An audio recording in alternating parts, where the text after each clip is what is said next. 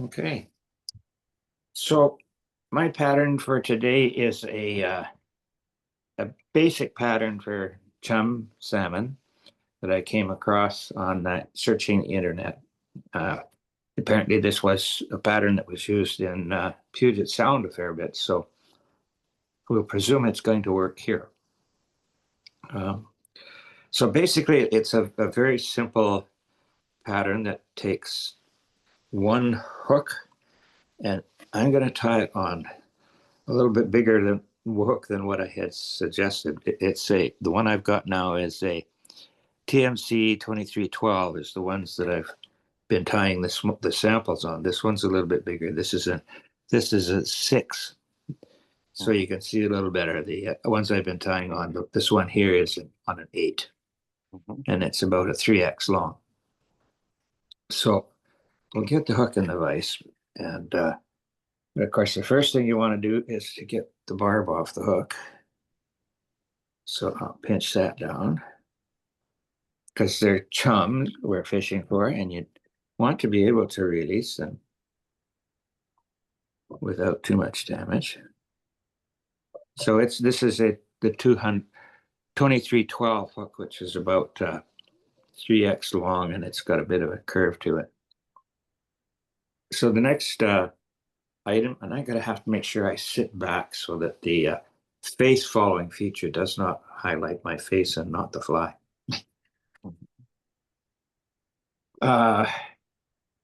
So the first thing is thread, and I'm using a Chartreuse 6/0 as a basic thread, and I'm going to start right a little bit behind the eye of the hook. I'm going to cover the shank. And the reason for covering the shank is to make sure that the material that I make the body out of doesn't slide around too much. And I'm going to run that right down to where the barb was and trim off the excess. Now the tail and the body of this fly is diamond braid. And the purpose of that is that the diamond braid has, it doesn't fray, it sticks together when you put it on. It doesn't fray out at the ends. And it's kind of stiff enough that if you're tying on an extended body, which this is, it'll stick out the back a bit and hold its place. And so when I'm doing that, what I'm going to do is I'll tie that in right at the back of the hook. Over top, keeping it tied right smack on top of the hook. And make sure that it points straight back. So I make sure I've got a good fix, and then I'm going to do a quick little wrap underneath to keep the tail from collapsing when I get on front here. And I'll bring my thread right up to, I'd say, about 3 or 4 eye lengths back of the eye of the hook. Now I'm going to give the braid just a teeny twist, and then I'll wrap it forward in touching turns up the shank of the hook. And I don't need to pull it very tight. I want a little bit of bulk in the body. And I'll wrap that up till I get to where the thread is hanging. And then I'm going to hold up here and wrap it down on top of that. Cinch it off. Get a couple of wraps in front. And trim. So that's the tail and body of the hook in one shot, which is convenient. It makes it quick to tie these. And while I'm tying in Chartreuse, the web page that I was on also said you can use orange, fluorescent orange will help too, will work as well. So now I've got the body part, or the collar part is semi-seal or pseudo seal. So it's artificial seal fur. This, I think the pseudo seal would be is a little bit more chopped up. The semi-seal, I think, is a little bit longer strands. So I pulled some strands of this out of the bag, and then what I've done is kind of stretched it out and gotten rid of the really short fibers. And I'm going to end up with a small clump of this stuff. And I'm going to tie it, some of it on top of the hook, like that. Just a quick wrap on top to make it sit on top. And then I'm going to pull it back and wrap in front of that. Turn the hook over and take a similar amount of the seal and sort of stretch it out. So what I've got is the long strands, discard the really short stuff. And I'll do another one underneath, getting the tag end of that right to where the point of the hook is. And again, do a quick wrap over the top, pull the semi-seal back, and a couple of wraps on there. So what you're doing is you're creating a bit of a body form here that's going to shroud the hook a bit. Mm-hmm. Then when I got that, I need a wing. And so the wing is this stuff, Krystal Flash. There's the whole thing. And I don't need a whole pile of this, but I'm going to do the same basic principle. I'm going to take a few strands that I'm going to tie on top, and I'll cut those so that I can tie them in so they extend back to where the tail is. And just trim it short. Lay that down on right behind the eye and cinch that stuff down with a couple of good wraps. And then turn it over and do the same thing again. I don't need a whole whack of strands of this. It's just going to give it a bit of body shape. And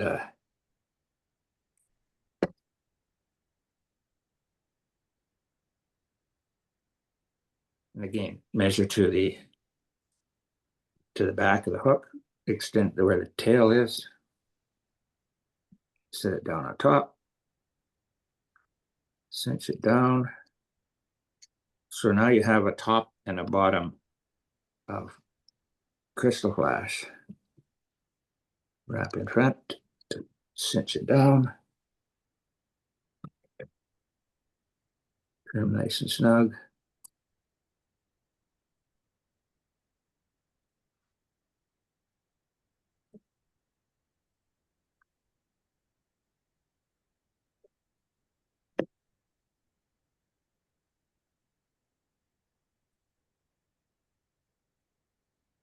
Get the bits and pieces out of the way.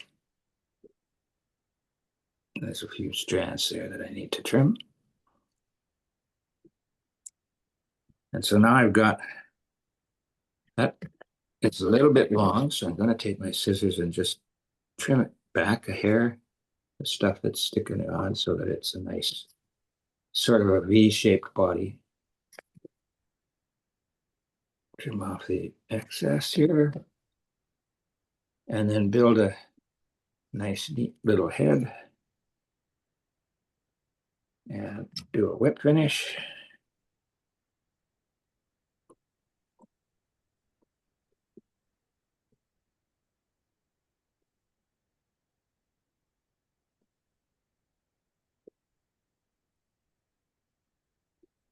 Off. And then I'm going to take my head cement after I clean up all the little straggly bits of crystal ash that are sticking out here. There's a few little bits that'll get in the way if I don't. And then I'm going to put some head cement on there. And just to make sure the eye is clear. Get my bobbin and just make sure that I poke the stuff out of the eye so that I can get the line through when I go to tie it on. And that's pretty much it. A little flash, little bulk to it. And when you strip that, it's going to, every time you strip, it's going to collapse a little bit and spring back out a bit. Because the material, the crystal flash is fairly stiff. So it will play around in the water a bit. So that's him. Very quick and dirty fly. Nice. Very nice. Is green, I mean, this shade of green sort of the a good color for chum as a standard? That was the color that the pattern that I looked up was this Chartreuse.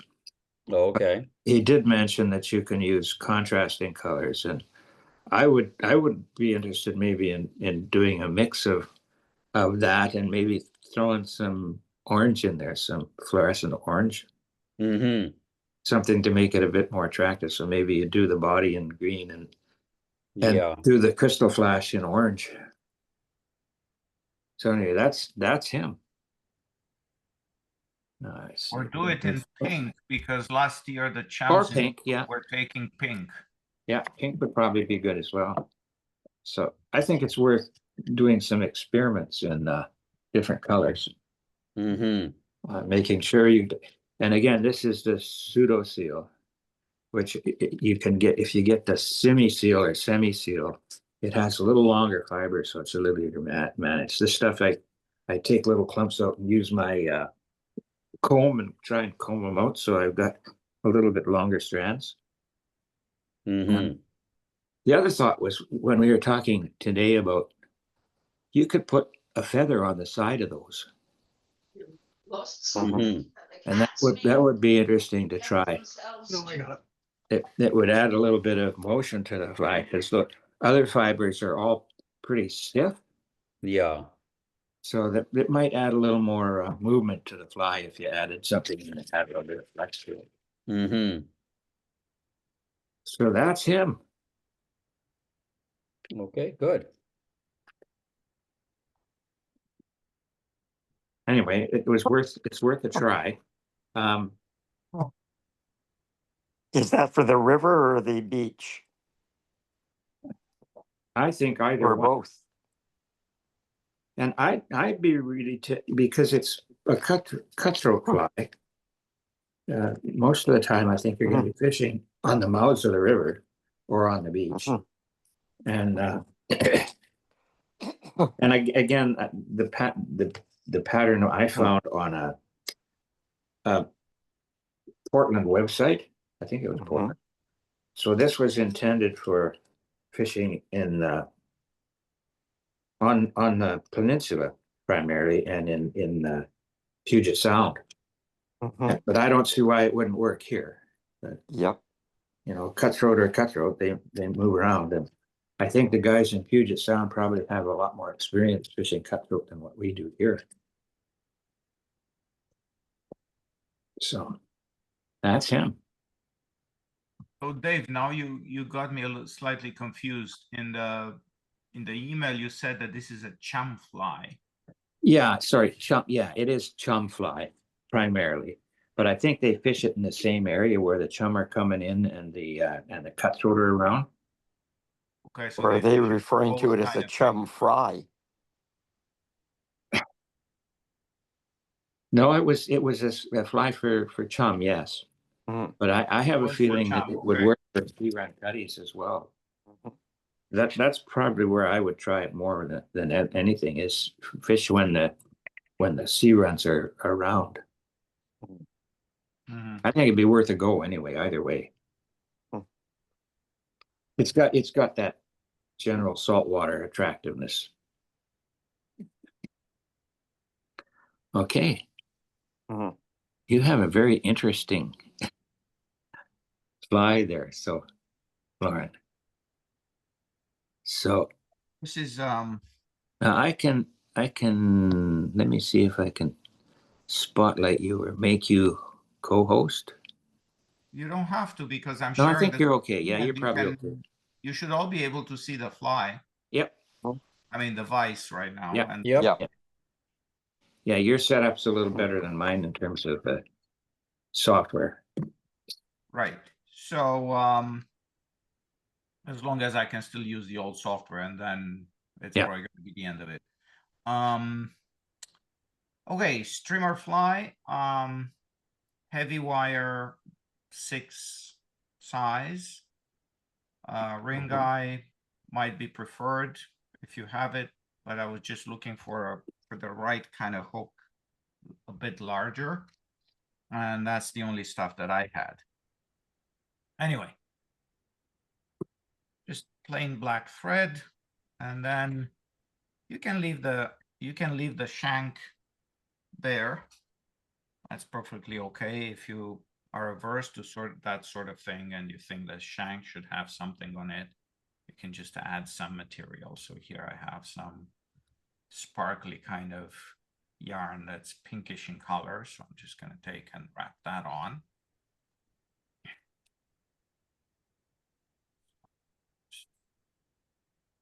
I missed a turn there, so I'm just going to go back.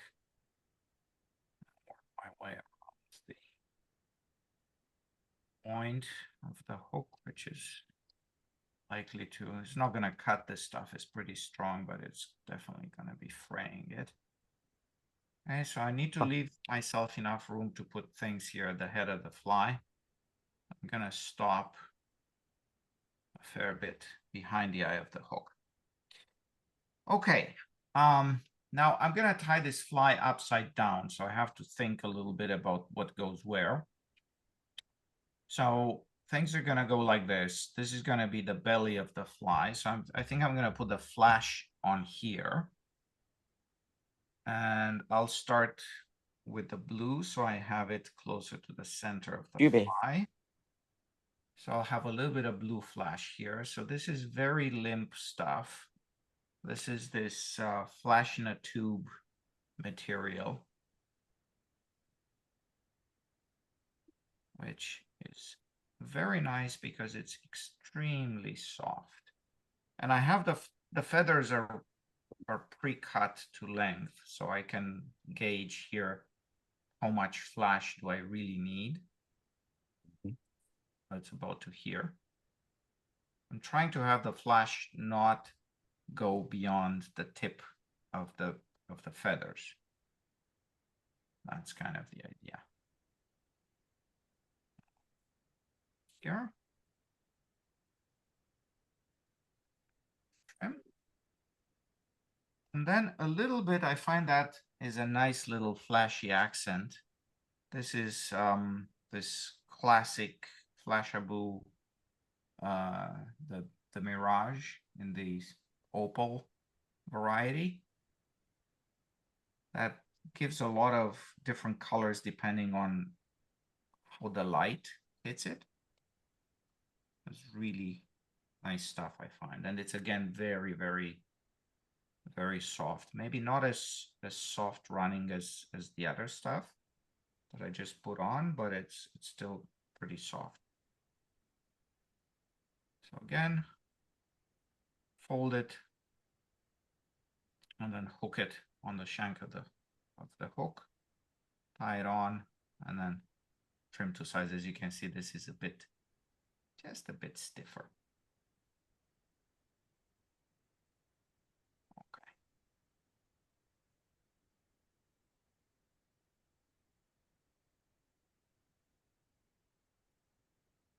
Okay, so done with the flash. Now I'm going to turn the fly over and I'm going to put something stiffer here at the center of the fly, so I'm going to use a bit of bucktail. And this is going to be the back of the fly. So here I can have something. I'm trying to select here because I have choices of more white or a bit darker, but I think a little bit darker or mixed is not a bad choice. There we go. It's a bit of bucktail. Again, the temptation is to use too much, and I have to resist that temptation. And I'm not going to put it, again, I have to make sure that it's not too long. And put it on top here and try to secure it with a few turns of thread. It actually wraps around the shank just a little bit. You don't want it to fully wrap around the shank, you just want maybe a little. And then trim the extra bits and then cover up everything with thread. Okay, that's gonna be nice and solid. So here's the fly. Everything seems to be in place. Now it's time to put on the feather wings. The feather wings go on the sides. What I did is I prepared the wing as follows. First, I chose a hackle of the appropriate length to start with. Then I cut off the bed bits at the bottom of the hackle. And then I trimmed, so I cut both hackles to the exact same length. I aligned the tips and then cut them to the exact same length. And then I trimmed the stem there a little bit. As you can see, I left a little bit of feather, a little bit of the barbs on the hackle so that there's something for the thread to properly grab on. And the last thing I did is I took my debarb pliers, which are flat, not serrated jaws.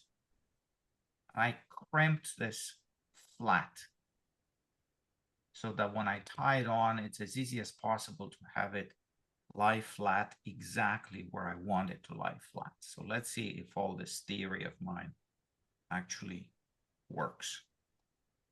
I'm gonna put this on. So I pre-cut this so that when I put the feather on, as you can see, I align the tip of the stem of this hackle with the eye of the hook. So all the way to the eye of the hook. And whoops. Take your time if you haven't done this before, and even if you did. Okay. Allow for the possibility of thread torque. Do a few turns just to have the feather in place. Look at it, see if you're satisfied with its placement. And if the answer to that is yes, go ahead and properly secure the feather. And then take the second one, the matching pair, and attach it to the other side, same way. Line up to the, right up to the eye of the hook. I choose the curvature of the feather so that the tips point inward.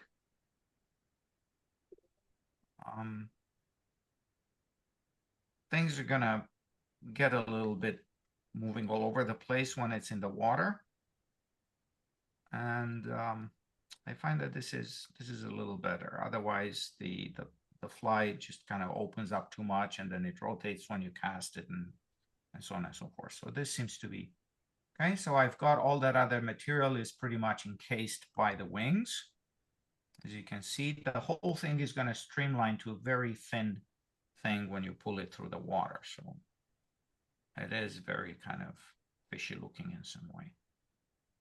Okay, and now you can do this in several ways.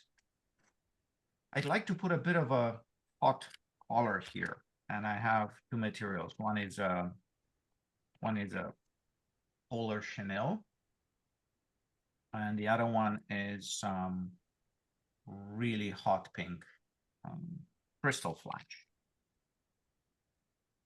So either way, well, there's a difference. If I do the polar chenille, I put that first, and then I tie on the eyes.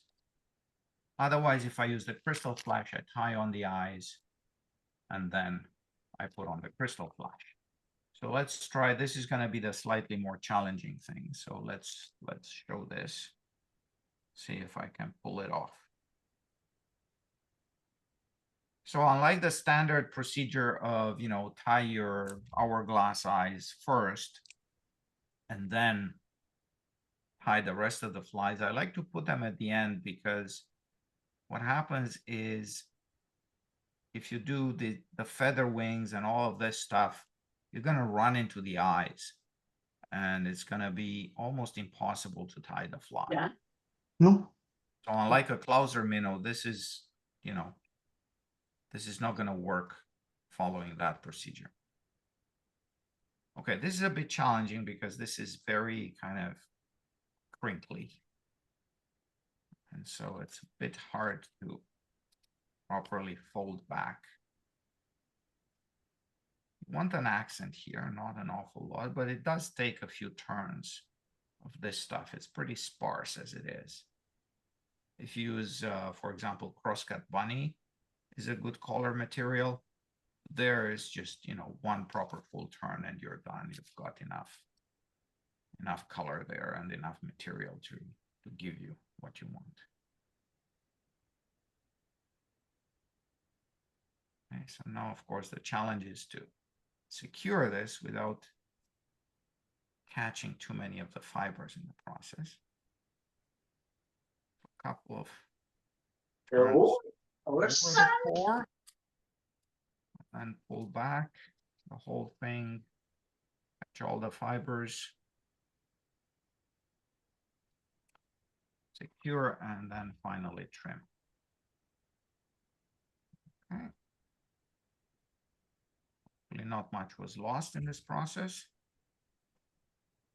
Oh, now this looks awful when it's dry, but when it's wet, it all kind of goes and sticks to the feathers, so it's pretty good. All right, and now this is actually the hardest part of tying this fly, just putting on the dumbbells. I'm gonna bring the thread right back here to the base, and the other challenge is that you've already built up the thickness a little bit.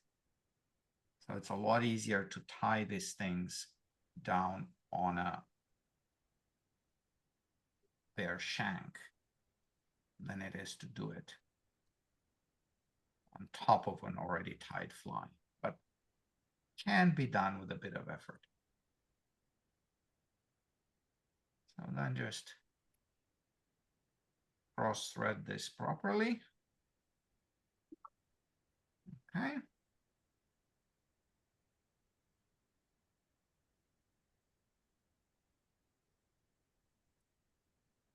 And sometimes you want to move these eyes a little bit and then, ouch, the sharp hooks. Let's see, is it straight? That's the main thing. Don't want to have this imbalanced. Okay, so this is going to be the fly. There's no room here to add any more embellishment, so we're just going to stop here. If you skip the eyes, you can build another head with some green Krystal flashes. I think the picture of the fly I posted had that feature, or you can do something else, whatever, whichever way you like to finish the head of the fly.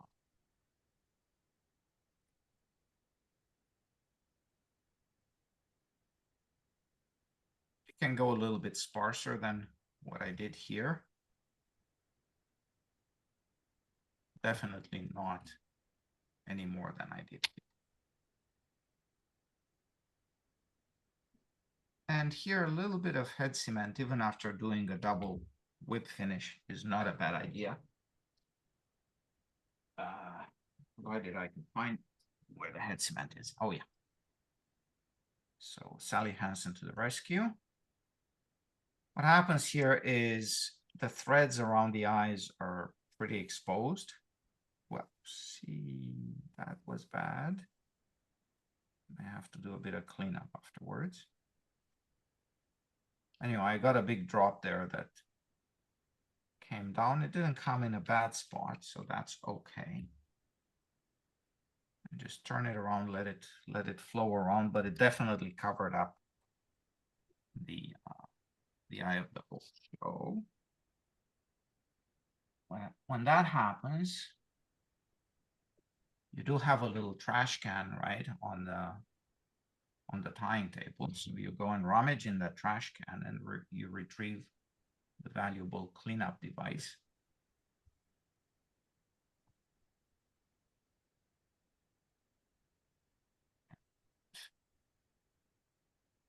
Let's see, strips of fluff. This hackle stems are really good for cleaning eyes. Hooks, when little accidents like that happen.